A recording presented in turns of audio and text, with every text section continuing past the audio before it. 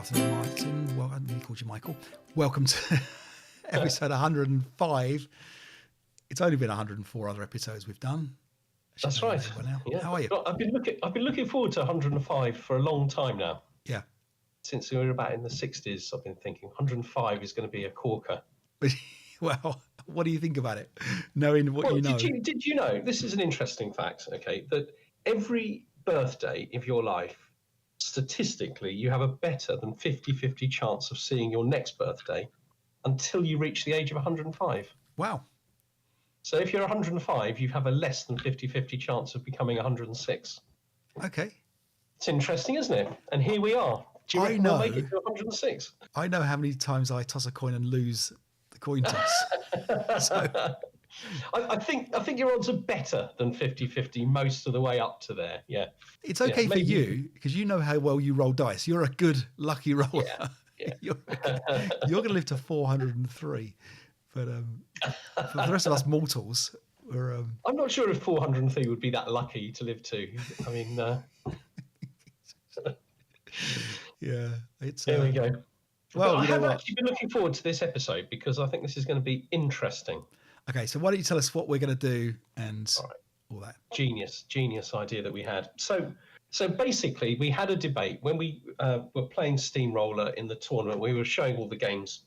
We had a debate about, I think it was originally Jim Bishop's idea, that a very, very strong defensive player would be able to create a defense which would be difficult or impossible for the Germans to win against in a very skilled. And the idea was that it would be based around holding on to one building rather than trying to protect all sort of like four groups of buildings, aren't there, in Steamroller?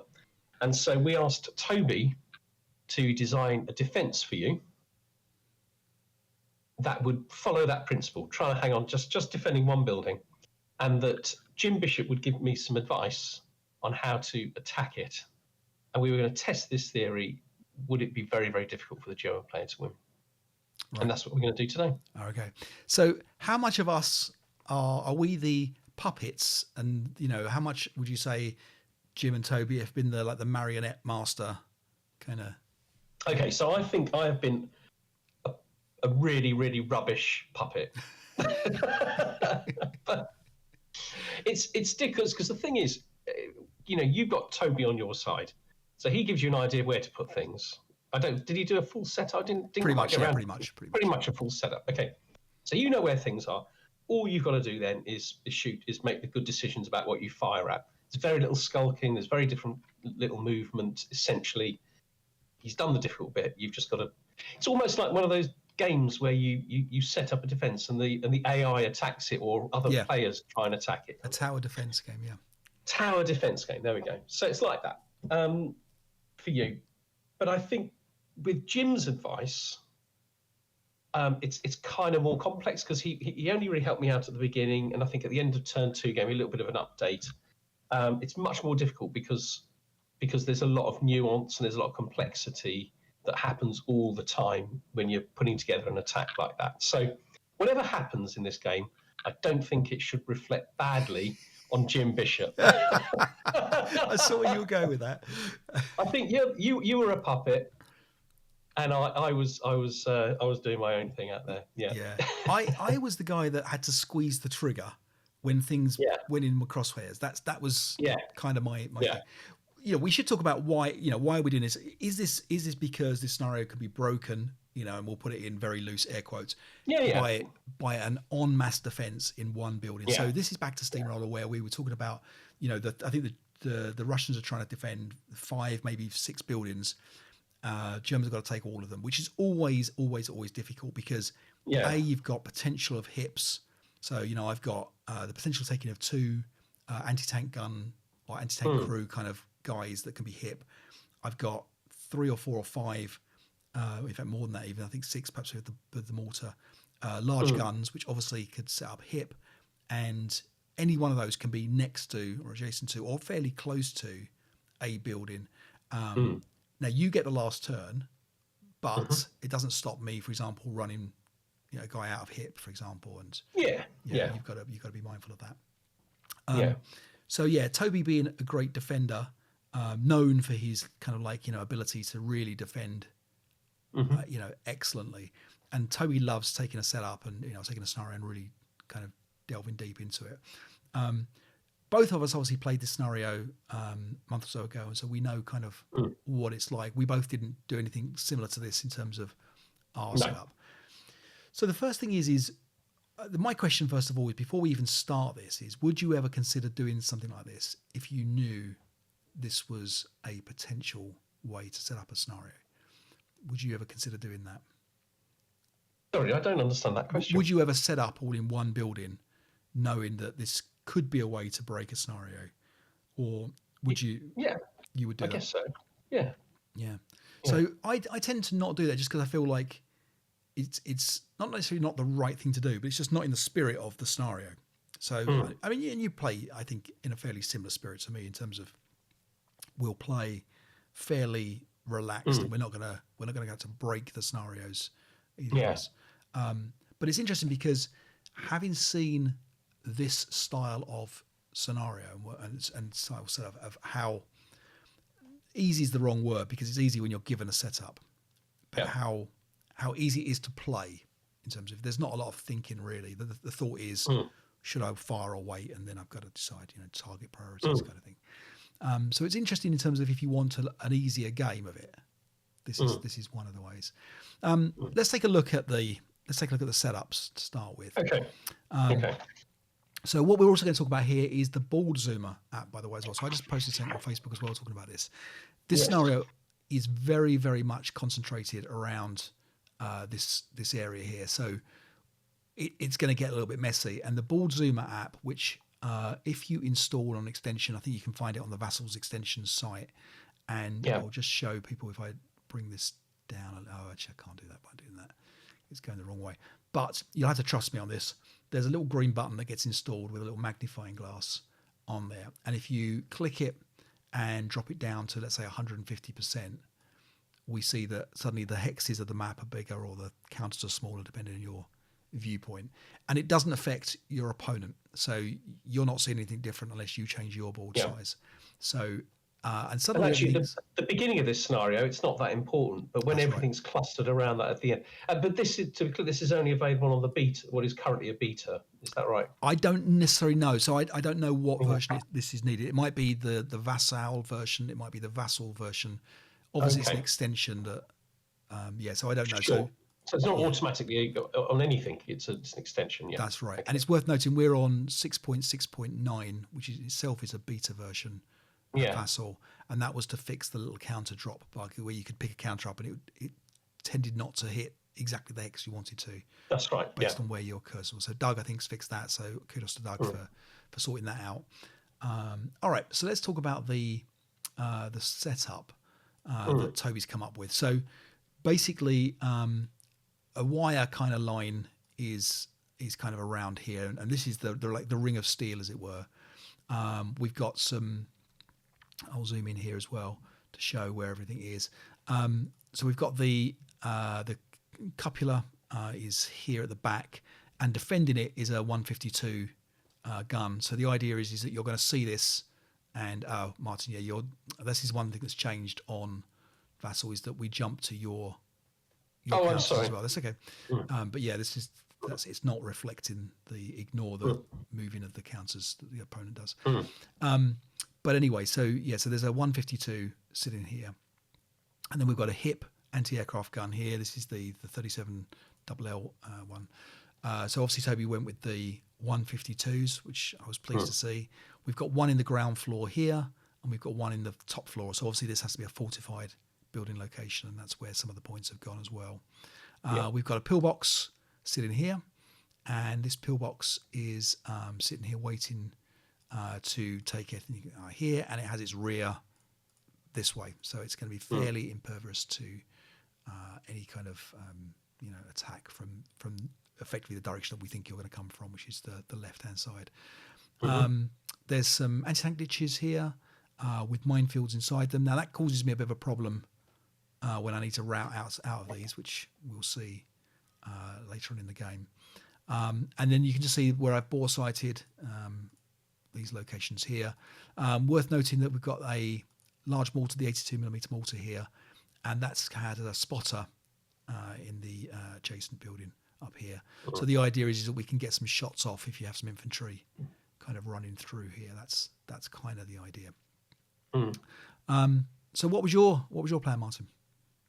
Well, I suppose the first thing is, of course, I don't know whether you've got some hit things over in the other buildings or near the other buildings. So I've got a force on the left-hand side, which needing to go through, like move through the orchards and check the buildings and things like that. So I've got a force on that side coming along. The stuff that I just revealed, the bottom left, there's all that stuff is staying off on the first turn. You've got the option in this scenario to come on turn 1 or after. And those are the flamethrowers and the half tracks, because they got quite good mobility. I don't want them to be the things that discover where your guns are. Right. They can, because they're quite soft. They're quite relatively soft targets, and they can come on, anywhere, and I can put them where I want when I know a little bit more about your defences. Idea is to have a few tanks over on this side, trying to put smoke on these locations. The infantry, obviously, is all trying to run up towards this wood here, which was part of the plan. A part of the plan is to form a fire group with some of the guys that are coming from the left, maybe in this building or this building. But I haven't got the 10-2 on that side. The 10-2 is going into this central woods.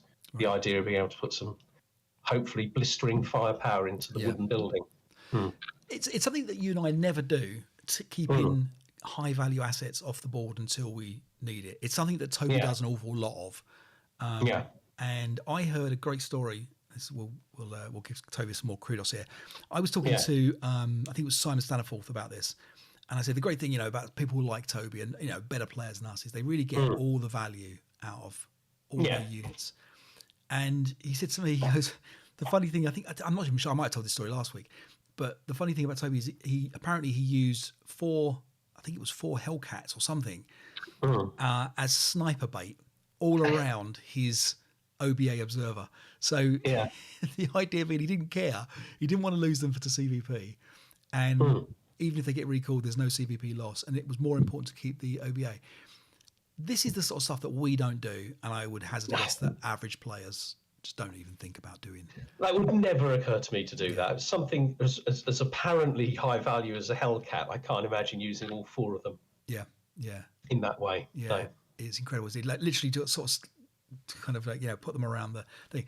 And so this is the thing, like I would be tempted, I can completely see the point of not throwing these into the battle like on turn 1, but I would still have brought them in and left them, for example, I would have perhaps left them at the back of, where are we? I've lost my mouse. Somewhere around here, and maybe just hope that nothing can see them from that distance. It's a real, it's like a very strict kind of way of playing, isn't it? A very, very precise way of playing when you're just not even going to bring them on. You're going to be that precise, that disciplined to be completely like, no, they're not coming on. Absolutely. Them, so. And I only did it because I had Jim telling me that would be the best thing to do. And actually, can we publish Jim's advice? Is that? Yeah. We should do that. I think. Yeah. I'm pretty sure Jim would appreciate that. Yeah, and if Jim hasn't already got an article on his website, we can put it up. And he may well publish it on his own website as well. But I'm sure he won't mind being here with this one. So so my kind of scenario is set, as it were. I'm just going to kind of fire at you. And Toby really, he was a bit of an absent parent at this point. I've got to be honest. He left me high and dry. Then I wasn't given any other instructions. Do you know what? Even Jim went off to an ASL tournament somewhere and didn't respond to my email for a week. I mean, it was shocking. Yeah, it's not the service you expect when you're in this kind of a high profile game. I tell you. So we're starting off, and you come on the right hand side to start with. Now I'm going to zoom in here, but the map is going to fly around a bit. We're not centered on people's moves, but this is the way it comes from. So that can't turn off anymore. I'm going to double check it now. I think it's already turned off. Okay.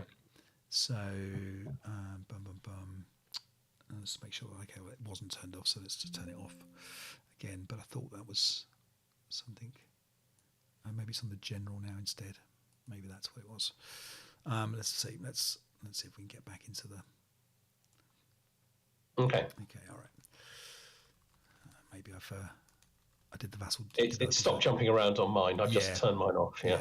You did have a dirty there. I apologise. Yeah. All right. So you're coming on now. Interestingly, you start searching here, didn't you?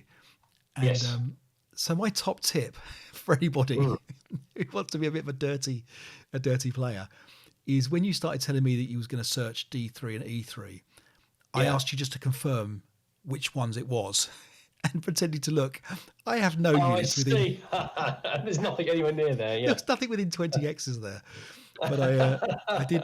I remember. I don't know if you remember me saying that to you. But I was like, "What did you say F3?" And you went, "No, D3 and E3 or something." I was like, "Oh, no, nothing in there." So, I think I do remember you doing that.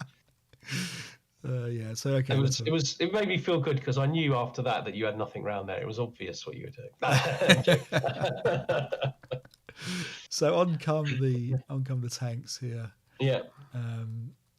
And I'm barely not going to show you anything here at this point, I think. Yeah, I think German turn 1 is quite unexciting, really. Yes. Yeah.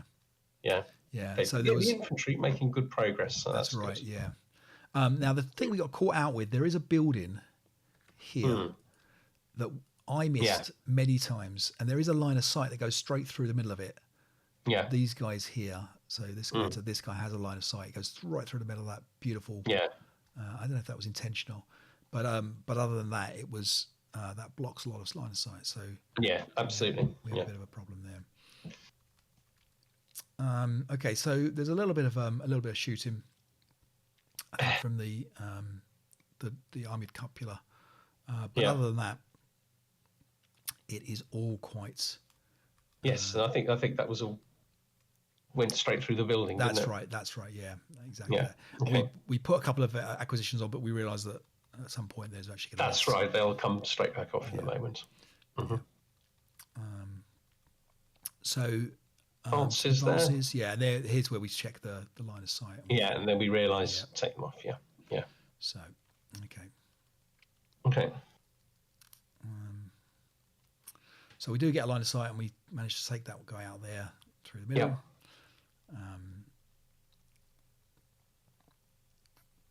And you have a little bit of prep firing. And these guys in the bottom right don't make a lot of progress, do they? Those tanks. No. Meanwhile, you are. I think you're going to start blowing them up in a minute. Yeah. Oh, I've just lost connection to the game server. Hang on, Vassal's gone down. Okay. Right. Right. 2 seconds.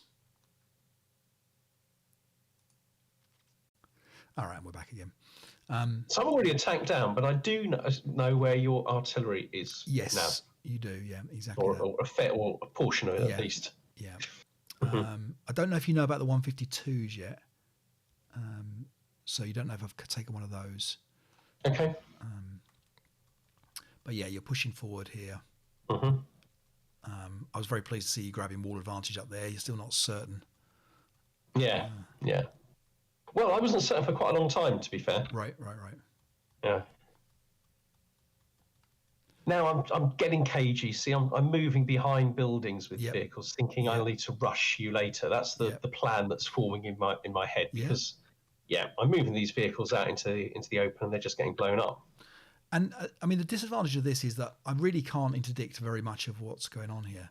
Yes, that's right. Yeah, there's not a lot of great line of sights. And I think that's the thing about the German player really is they've got it is possible for them to completely get themselves into the right position. Right, exactly. Yeah. Won't necessarily see that today. All right, so you've got a tiger down here.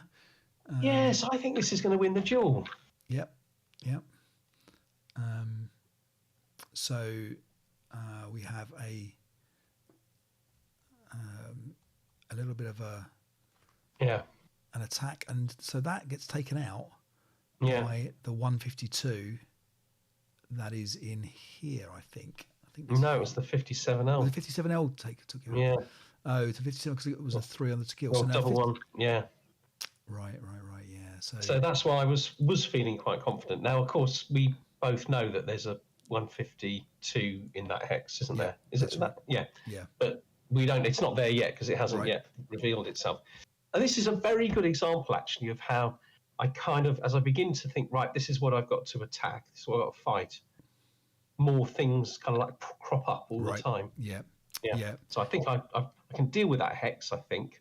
Yeah. But actually, it's well, I'm a little bit unlucky losing the tiger. You're very unlucky, yeah. So 57L to kill for the Russians there is a 15.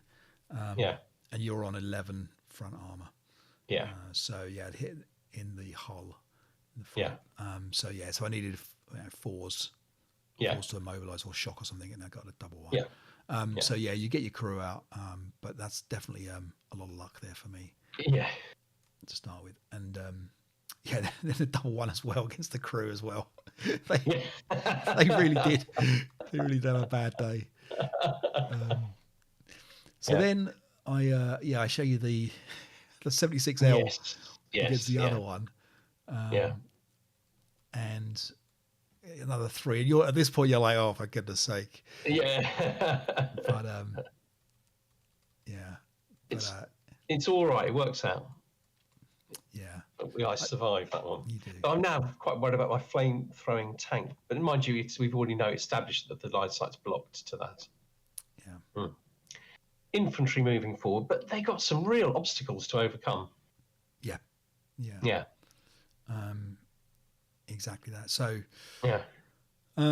we have another. Oh, you double six your tank at the bottom there. It wasn't feeling like my luckiest day, I have to say. No. I would like to be there when you have your lucky day, by the way, Martin, because your lucky days. I've been to buy lottery tickets next to you.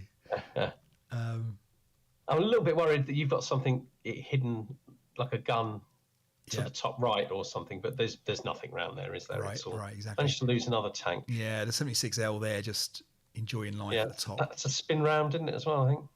I can't remember. I think it was. There was definitely some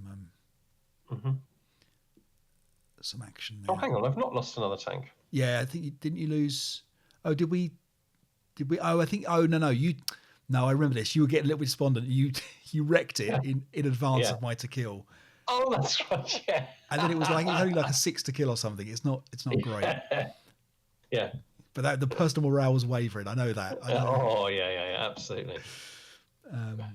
All right. So, I mean, but if you look at this from an overhead point of view here. Right now, it doesn't look too bad, does it? I mean, and again, you've got flamethrowers, and so you're going to get those flamethrowers into position. Yeah. But it does feel like I get punished for everything. Yeah. And to be fair, you did say you're relying on me rolling some double sixes for the guns. Yeah. You did get to that point. You let me down, to be fair, Dave. You let me down. Yeah. It's this armoured couple. And also, I hadn't even realised that there was a line of sight there. Sending that 50L tank was Panzer IV. Yeah, this guy that's run around the top here. Hadn't even quite realised that. Yeah. And I'm a little bit unlucky here because I mouthed the. Yes, that's true. Yeah. And that's a little bit upsetting because this guy can absolutely win the game here for you. He's in the right position. I'm awkwardly turned. So I have to make a decision about whether I'm going to reveal this 152. This 152 is all about the surprise. Yes. And so I decide I will do it. Yeah. Not yet, but in a moment. It's coming there it is. Yeah. So we spin around. And obviously, it's got a turn and stuff, hasn't it? So it's likely to miss initially. It's going to miss, but I've got the prep fire shot. Yeah, that's right. And I think if ASL has taught me anything, it's if you shoot first and you are a static target, generally you are going to win the battle. So take the shot. We have a little fire back. And you get your tiger into a great position here. This tiger is really now going to he's going to cause me a lot of problems. So zoom in a little bit here, just see what's going on. But this tiger here within 3-4 hexes of pretty much the whole of the force. It's so A few breaks, but breaks are fine for me. The woods are perfect for routing back and recycling the guys. Exactly. I fix the armored cupula, which is bad news for you. So now I've got 2 tubes pointing at that 50L. Yeah. And in theory, if I get this one, then I got this one as well at some point. So there we go. The 152 takes him. And the 50L. I think you missed this one though, don't you? Yeah, the 50L doesn't get him, I don't think. Yeah. Okay. We do the 76 takes out another one here. But I'm feeling like I have to sort of rush it a little bit, hence all the half tracks and things. So the half tracks get dealt with very effectively by the machine guns. Yeah.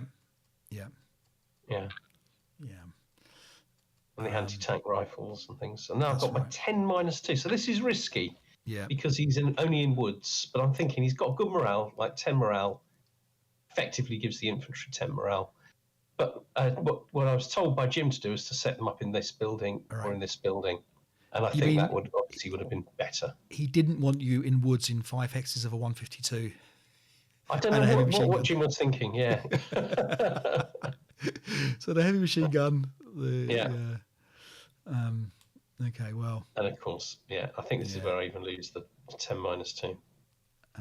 It's coming soon. Yeah. Sniper does do some bits and pieces. We get a blaze here. Yeah. That blaze is very significant. Yeah. A blazing wreck here. But you do start to break a lot of these guys in the building here. Yeah, that's right. The building is beginning to crumble on the left hand side. Well, not quite yet, but it's beginning to. That's right. And we are the problem is still effectively defending it from outside. Yeah. Which is interesting. Yeah. On turn 3. So we've still got a little turn to go for the reinforcements. Yeah. So a little bit of manoeuvring, a little bit of pulling back. You do some routing. And I mean, at this point, I do have quite a lot of difficult decisions. I've got the Tiger to worry about. I've got your half track, which I'm not so worried about. I've got the 10-2 here, which I am worried about. I've got these guys coming round. Yeah, there's a fair amount of worry. Yes. But both flame-throwing tanks in good order. Yeah. You roll gusts, and gusts are gonna cause an effect. We get a spread of the blaze, don't we? That's right. So that's that generates a flame and a blaze here. And as long as the Tiger gets out of the way, what's the worst that can happen? So the Tiger's going to sit and prep fire, ignoring the blaze. Yes. And I was kind of like, because I've got anti-tank mines here, so I was kind of like, well, your next hex is going to jump into this. So I was quite excited about you moving out. You managed to break these guys. Well, this is the plan: is to try and break the guys in that building. Yeah. I've also, the wind is blowing away, like the flame away from the Tiger at the moment. Yeah, I don't think there's actually any wind. I think that was the random selection for the. That's right, yeah. But that is the direction of the wind. Okay. Oh, I see, but that's not relevant once I don't think so. This is there, it's not relevant. Yeah, you're right. Yeah.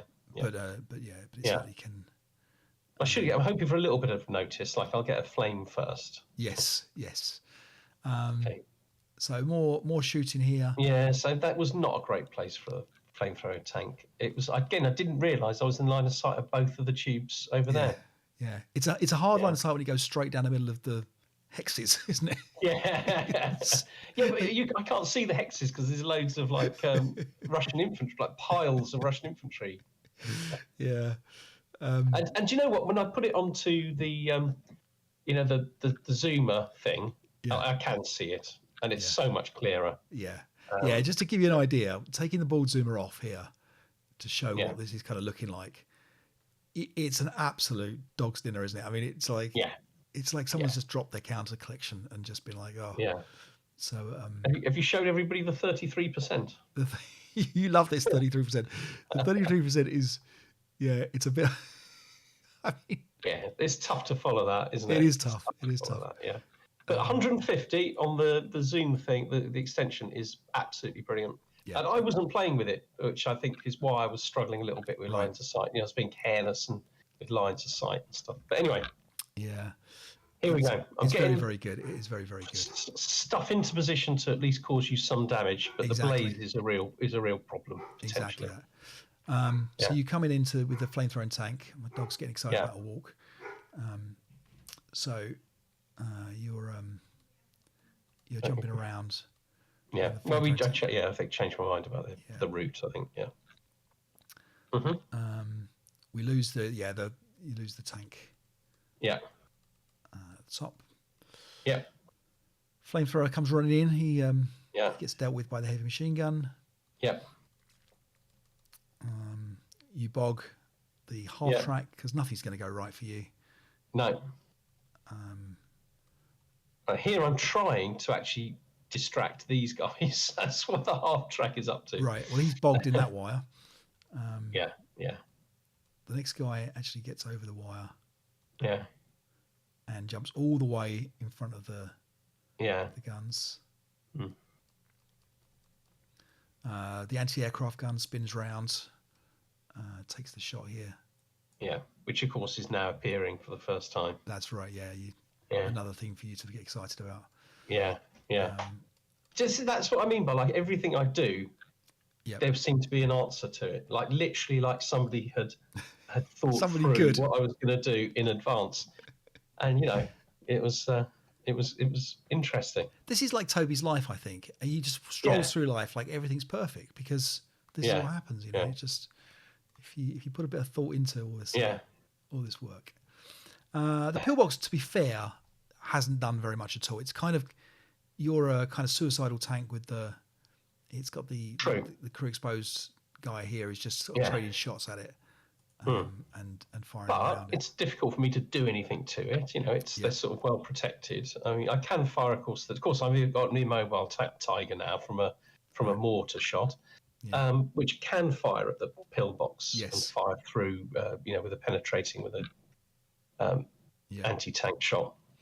Yeah, I think we had a 2 KIA here. I think against the 10-2 stack, and I think which is where he's gone. Yeah, he was pretty devastated. But I think I do actually begin to. Well, I've made somebody go berserk in the building, but I've actually managed to cause some breaks. So what happened here was, this is interesting. I'd be interested if you got to play this right. So we had a broken guy in the minefield here, and you're adjacent. And so I have to route, and I can route down here at the time before some advances. I'm able to route down to here. So as I come out of here, I jump out and I had to take this 6 flat check. Yes. And it's, I think it's a 1 rail check or something. And I rolled a double 1. And so I think that we roll for heat of battle and I rally, and the heat of battle made me berserk. And that's a bit strange because we know that I don't think you charge in a route phase. So now I've just ended up berserk back here. I think we played that right, but I wouldn't be surprised if we played it wrong. So now I've got a kind of berserk guy sitting here for that. And the large mortar has managed to immobilize the Tiger here. Which is disastrous because I've got very, very few big guns left to deal with your tanks when they come on shortly. That's right. So the advantage is you've got line of sight to the upper levels of this building. Yeah. And that Tiger is fairly impenetrable. Yeah. So it's actually safe there. Yeah. Flamethrowers get into position. You've got your other flamethrower in position. I mean, it is. Yeah. It isn't pretty, but anyway. But the flamethrowers is so vulnerable. That's the problem. That's right. Yeah. So now turn 4. In fact, they both are once your tanks come on. Yeah. So this guy here is being looked at by the two guns here, and then these 2 guys here are going to attempt to take this guy out here. Yeah. That's the plan. Yeah. So a bit of rallying. Okay. And so I think the 57L takes one out, then takes another one out with a fire. Manages to turn, runs out of targets. Yep. Upsets the 152. Destroyed 3. Yeah. How much you know? He didn't do anything to the crew. Just destroyed 2. Yeah. Okay. We do a little bit of firing with the mortar. Yeah. But basically, there's not a lot of things to fire at. The berserk guy jumps out of the building back into the minefields that he kind of smiled at, fond memories, into close combat, skips over the top of the wire. That was another question we had about whether the berserkers on top of the wire inside your location can or have to or mustn't or can't spend extra points to go under the wire. So we played that we were allowed to try and go under the wire, but not certain about that. So if anyone knows the rule about that, that would be good to know. On come the tanks. Yeah. Obviously staying more than 3 hexes away from your flamethrowing tanks.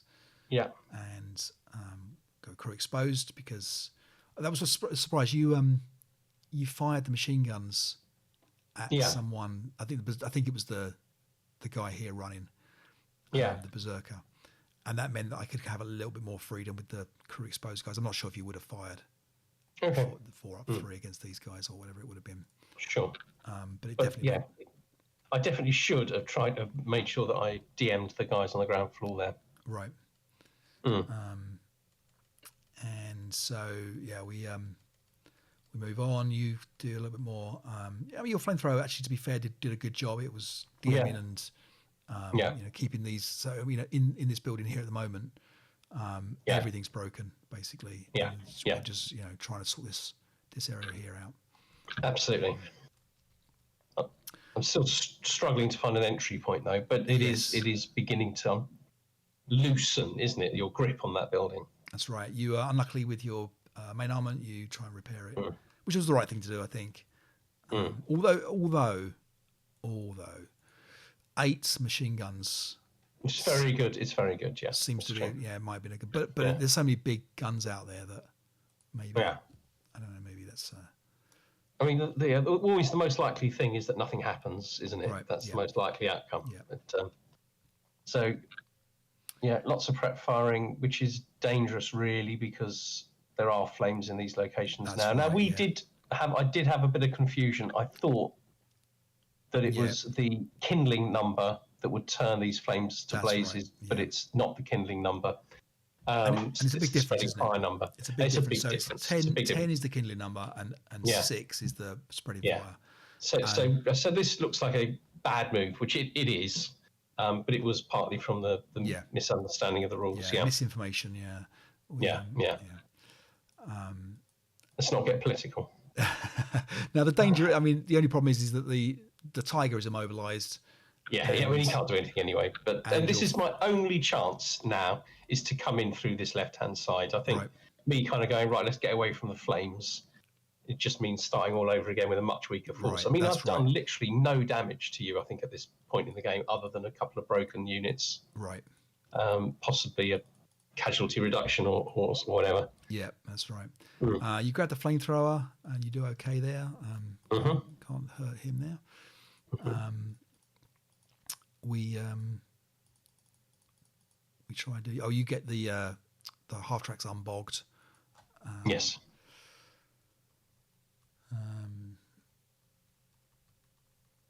In you go, and you're putting up a nice little fire group here. This fire group is pretty good. Potentially, yeah. Again, the problem is that 152 that's now not there. So there's not as much there. You've just got a little bit of fire here. Yeah. I did muck up in not DMing the 152. I DM'd the guys upstairs, but I failed to do the guys upstairs. But also, not all of these guys are going to be in good order by the time the advancing fire phase comes. Right. But as you say, there's a significant force beginning to concentrate around there. There are. That's right. The fact that they're all about to go up in flames is by the by. I still think it's my only chance. Yeah, we've got the line of sight here is good, obviously, from the anti-aircraft gun to this stack, and that's pretty bad news. We're able to spin around there, take the shot. It is bad news. But there's no effect there. Your hips appear, But then the hip guys have a go. So it's just six flat into here as well. Yeah, I think the 8-1's going to fail the morale chase. That's right. The DM. Double 6. Yeah. So all of a sudden that force is looking very, very much weaker than it was. But I do get the advancing fire shot with the flamethrower, which I make a mistake. I go for the pillbox, which is obviously +5. That was a mistake. I should have gone for level the ground floor in that building. Yep. Yeah. And the pillbox guys survived the shrug off the thing. And then, of course, the blazes. Yeah, and I'd resign. Yeah. But, it was utterly predictable if you think about if you clear in your head what the rules are. Utterly predictable. But I honestly don't really know what my option was. I probably could have resigned a turn earlier because really going for that way was no longer an option. But changing the direction of the attack, kind of almost unthinkable, But anyway, there we go. Yeah. So I hope Jim's not too annoyed with me that I don't think I would love to have seen Jim doing this, if I'm honest, because Jim's masterful at this kind of thing. Yep. He's very, very good at it, and it would be very, very. It would have been interesting to see, but good game. Good game. It was a good game. It's an interesting way of playing. So it really goes back to that question about okay, now if I don't think this is a given for a victory automatically for the Russians. No. I think there's still a lot of work to be done. And obviously you're attacking it knowing that I am concentrating in one area, which gives you a slight advantage. That's true. I think Tom Repetti made that point as well, is that even if you didn't know about this as a setup and you took a little bit longer coming in because you were doing more searching and more checking and also being a bit more careful, making sure I didn't have anything hit that jumped back out again. Yeah. It does make this a stronger strategy in terms of Having said that, it's not a fun way to play. I'm going to say it. In terms of like ASL, it's fine picking targets and hoping to roll low, but you're not doing very much else. There was definitely turns where I had no movement at all. The attacking is probably more fun in a situation like this. But although my morale was personal morale was struggling. We'll ask about your fun level, and that's the kind of the concern isn't it? I think to have a really fun game of ASL, both players have got to want to play fun, and I'm sure we've both played. And I definitely have played people who have done the board edge creep and things like that in a scenario, and you're kind of like, oh, okay, all right. You almost want to say, okay, stop. You've won this one. Let's start again, but play nicely. And that's the challenging thing, isn't it? Because what would you do for a win, and does it make a difference if it's a tournament scenario or not? How far would you go to not guarantee a win? And I'm not talking about cheating or anything like that. I'm talking about in terms of gamey. Of course, gaminess. So the famous one is Gavin's Take, isn't it? I think is it Gavin's Take, where if you take one of the German squads with a leader to the back to the only exit hex that's allowed, and they dig a foxhole there. Yeah, with the 10-2 or 10-3 or whatever it is as well in there. It gets almost impossible for the Americans to kind of do it in the time available. And that's sort of, and I think I've heard discussions about this, like, if somebody does that in a tournament, is that in the spirit of the game? And of course, I suppose because that's such a well-known sort of trick, perhaps a tournament these days wouldn't set that as a tournament scenario. But I think actually it was the two half squads where that's exactly what happened to him. Like, he went to a tournament. This was the scenario. The guy wanted to play the Germans. He got the Germans, and immediately did this trick. And the guy was basically, so I can't remember if it was Dave or what's the other guy's name? The two half squads. Anyway, I can't remember which. It must have been Dave. Because Dave's the one that's played for a long time. Jeff's the other guy. Jeff. Yeah. But he basically felt like he'd gone there with that express purpose of using this. Right. And that kind of means that neither of them had a good game. I mean, the guy won, but neither of them had a good game. It's interesting, isn't it? I don't think I would do something that I thought broke the enjoyment of the game, even in a scenario, even in a tournament. But I'm never likely to have a good chance of winning a major tournament. So maybe I would feel different if I was going along and I was, hoping to win the tournament. I don't know. What about yourself, Dave? There's a challenge between the effort level as well. Sometimes like winning a scenario is a little bit more effort than I like to put in. So for example, scenarios that you have to control multi-hex buildings, and you should really, tactically is a good idea to deploy, split up, get the level 2 counters out, split up, watch the stairwells, blah, blah, blah. And sometimes I just can't be bothered. I know it's the right thing to do. I know I'm supposed to be doing it.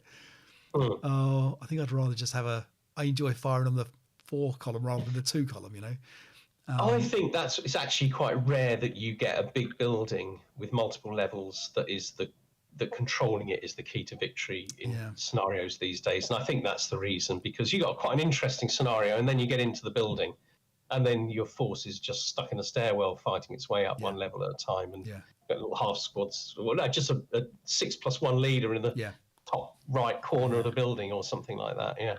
I beat Trevor Edwards once. I've told the story before. But we, the voluntary break thing, where they advance up and you voluntary break, go to the top one, and they can't win it. And it did feel very satisfying, I've got to be honest. So that kind of sleaze seems... I think that's difficult, different right at the end there, like that. Because actually, no, it was Trevor that forgot to do it, wasn't it? Trevor forgot that I had. No, he was the one that he knew. He basically he could have stopped it by going adjacent higher up. That's right. Yeah, and I think he just went one level up, and because then couldn't stay adjacent. But that's right at the end.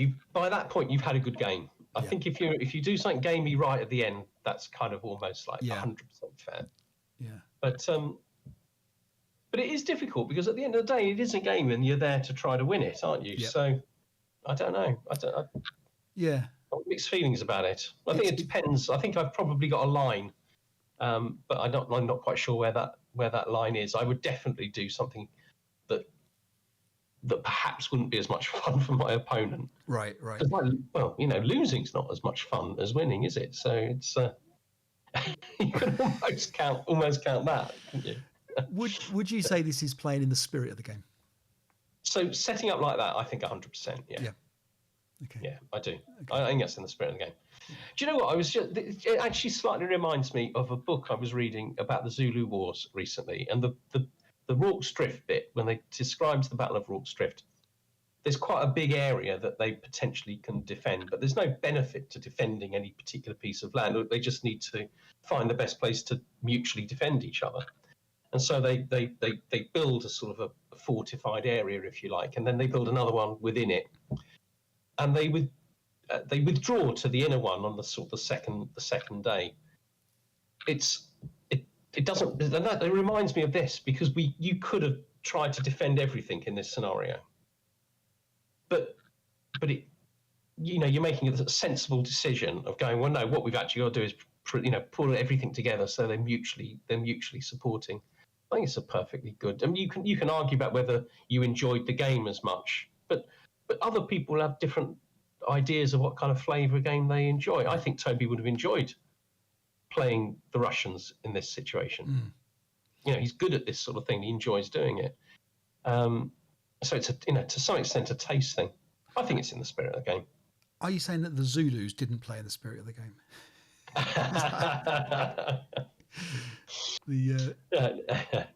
The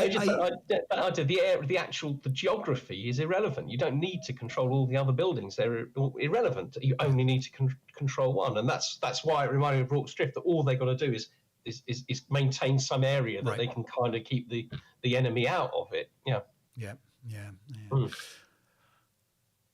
Thank you, Toby, and thank you, Jim, for everything you did for us. It's definitely been an interesting experiment for us to see this. I don't think it detracts from the scenario. I don't think this makes the scenario broken. Absolutely by any stretch. No. In actual fact, although I'm quite a long way from winning it, you can see how it could actually, your position could crumble relatively easily. In terms of 3 or whatever, couldn't it? It's not that. Even with my obvious mistakes, it could have kind of swung the other way, kind of thing. I think that's a potentially. And I do think if you practice scenarios like this in a different style to what you're used to, it makes you a better player, because you suddenly hyper focus really on, okay, well, all I'm focusing on now, I'm not worrying about movement. I haven't got to worry about retreating back or pacing the retreat back. All I've got to care about is line of sights and target selection. That's what I'm, and obviously know the rules around, to kills and bits and pieces like that. And I think that's quite an interesting thing as well, in a way. It's good practice. So from that perspective, this is why ASL's an easy game, isn't it? Dead easy. We have Tim Reed has put a video together of his game against was it Dave Maresk? That's right. Yeah. So we're going to see his game now. He's done a great video. So Tim, take it away.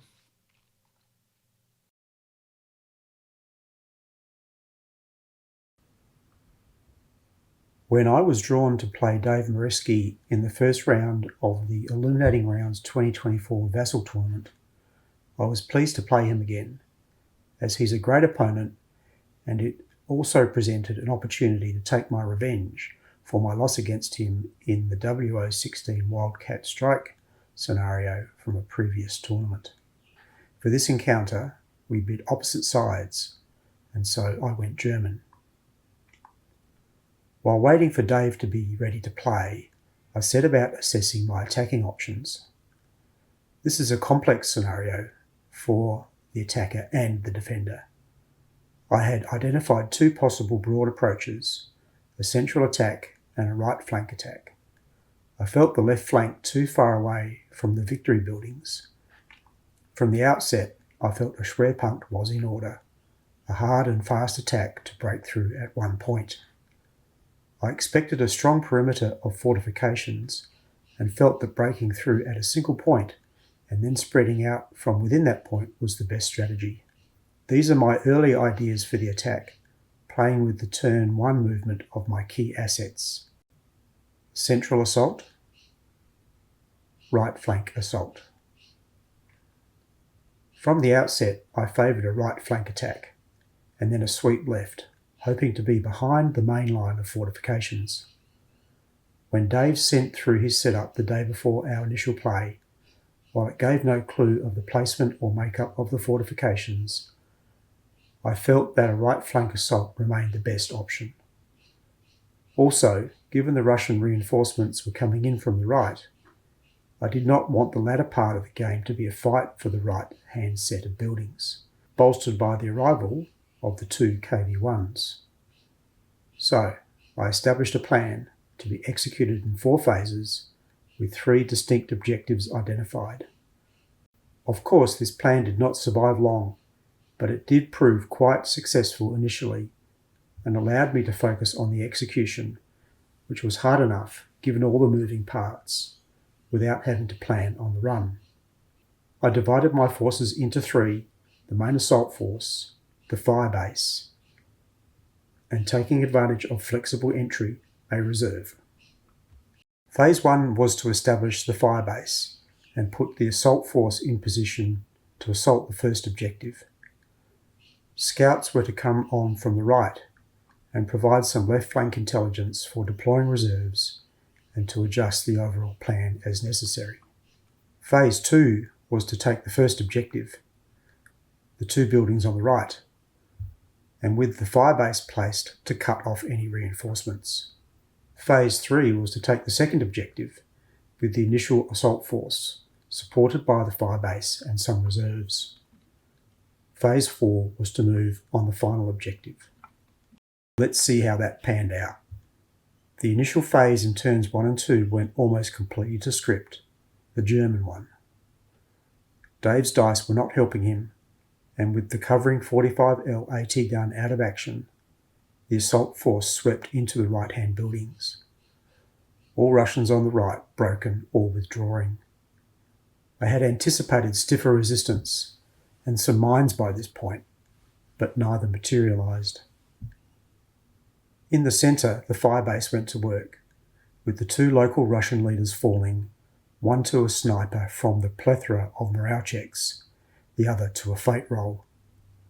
The remaining leader on the right would also soon be gone, not a great start for the Russians. On the left, the scouts encountered and eliminated one of the 45L AT guns and its crew. They also began to see the extensive anti-tank ditch line dividing board 44 in 2. This prompted some early adjustments to the plan, as Phase 4 would not be able to be executed as anticipated. I transferred some assets from the right flank and brought up the last of my reserves to ensure I could reach the final objective in time. By the start of Russian Turn 3, the reinforcements were beginning the assault on the second objective. However, the Germans began to encounter the minefields, and a Tiger from the initial assault force was immobilised by the dug-in Churchill. More critically, the German 10 Neg 2 leader was picked out by the Russian sniper, and the firebase went down. There was also clearly a gap in the overall plan, with the taking of buildings in X6 and Y6, and this led to some impetuous play on my part and the loss of one of the very valuable flame tanks. Despite the late successes, Dave was understandably disappointed with things overall at this point, and we called a halt to the first session as it was getting late stateside.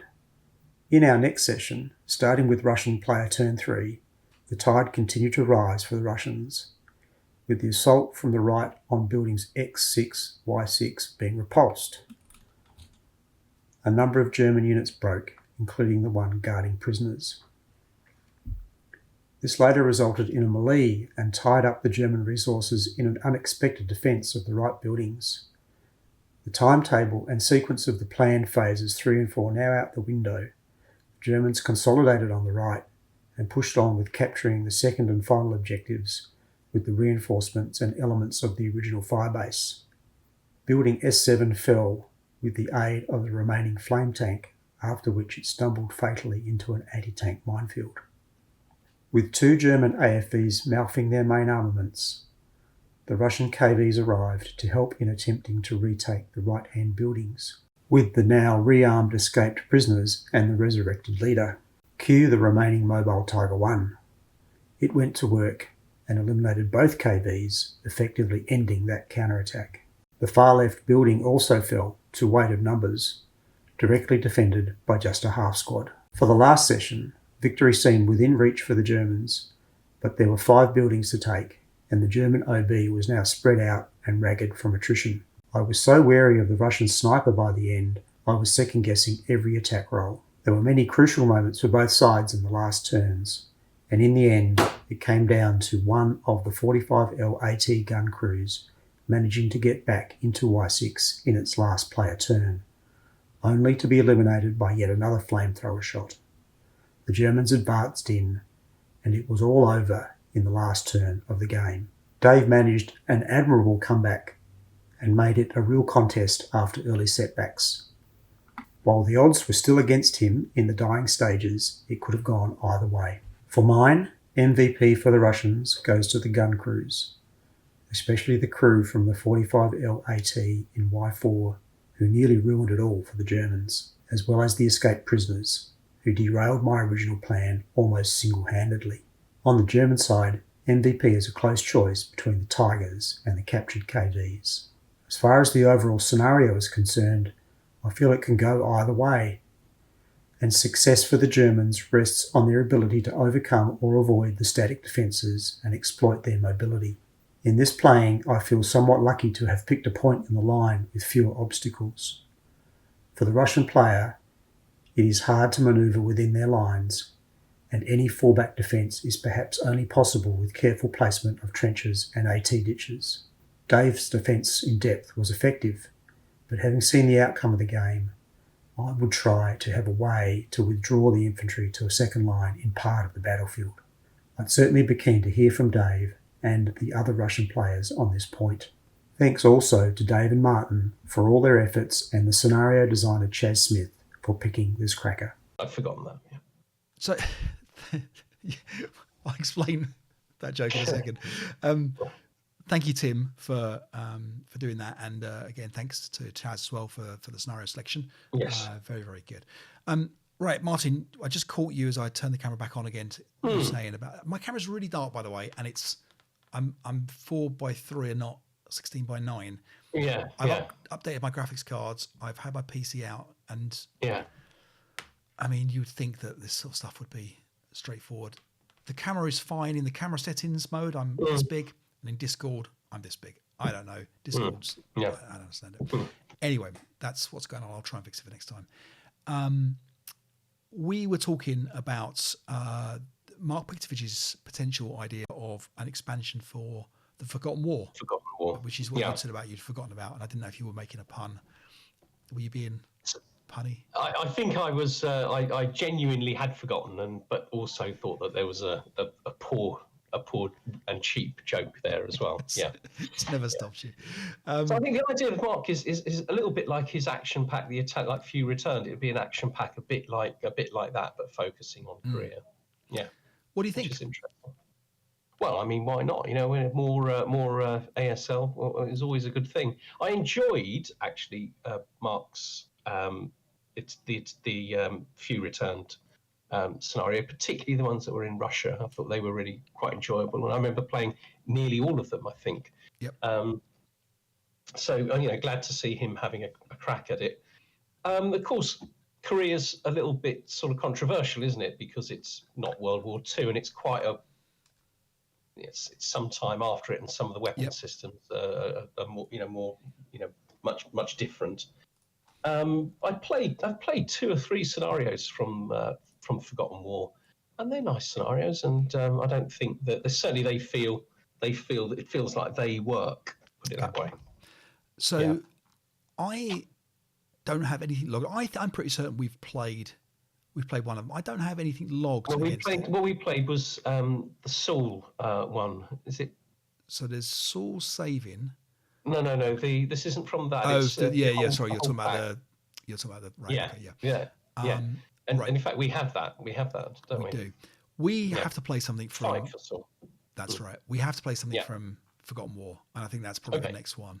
Okay. Well, if we do that, I think it should be something a little bit more substantial, because most of the ones I played are quite small, and they don't really feel that much different to, playing, I don't know, Russians v Chinese or something that. So I think, we need something with a little bit of substance. All right. Well, Hey, That Ain't a Rock is reasonably big. So we can have a look at something like that. All right. We'll take a look at that. It's an 8-turn game. I don't mind taking the favoured side. Okay. We'll figure it out. But that's what we'll play next. Yeah. And we'll be back with a report of that one next time. Yes. Until then, Martin, anything else? No, I think we're done. We're all done. Okay. Yeah. All right. Thanks for the game, and thanks Tom and thanks Jim again for all your work. Thanks Tim for your video. Thanks Chaz. Thanks everybody. Thanks the patrons. Yeah. Take care and see you soon. Cheerio. Bye bye.